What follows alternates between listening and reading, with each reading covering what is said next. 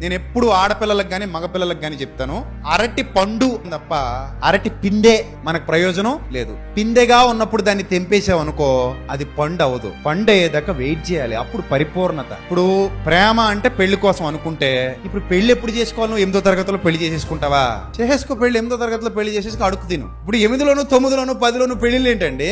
మీ కాళ్ళ మీద మీరు నిలబడాలి. నేను ఎప్పుడు అదే చెప్తా. ఎంత చదువు, మొన్న ఎవరో తీసుకొచ్చారు ఒక అమ్మాయిని, పెళ్లి చేసేద్దాం అనుకుంటున్నామండి. ఏం చదివించావు? డిగ్రీ చేసిన. డిగ్రీ దాకా ఎందుకు చదివించావు? మరి ఇన్ని డబ్బులు ఎందుకు తగిలేసావు? పెళ్లి చేసి ఇలా ఉంటే సర్టిఫికేట్ అటుకెళ్ళి అత్తగారి చేతిలో పెట్టి, అత్తగారు డిగ్రీ చదువుకుని వచ్చాను అత్తగారు గిన్నెలు నవ్వడానికి. మామయ్య గారు ఇదిగో మామయ్య గారు పీజీ చేశాను మామయ్య గారు, చీపురు తీసుకున్న మామయ్య గారు, పుడిసేస్తాను మామయ్య గారు మొత్తం. పీజీ చేసింది ఎందుకు?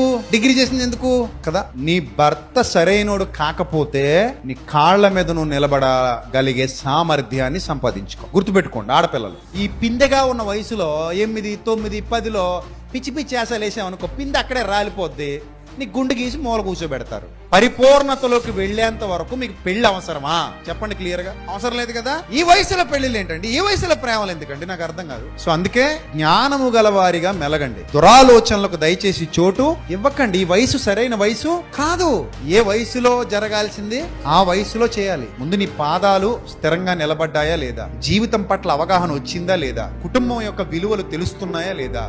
దురాలోచనలతో మరణానికి దగ్గరవుతున్నావేమో, జాగ్రత్త. హృదయం చాలా మోసకరమైంది. తినేయడం మొదలు పెట్టిందా లైఫ్ దొరకకుండా పోద్ది. చాలా విలువైన జీవితం దేవుడు మనకి ఇచ్చాడు. మన జీవితానికి మనమే కర్త, కర్మ, క్రియ. దేవుడు నీకు ఇచ్చిన జీవితాన్ని అందంగా ఉంచుకో. దానికి బోధ నీకు ఉపయోగపడుద్ది. నిన్ను అలా తీర్చిదిద్దడమే నా బాధ్యత.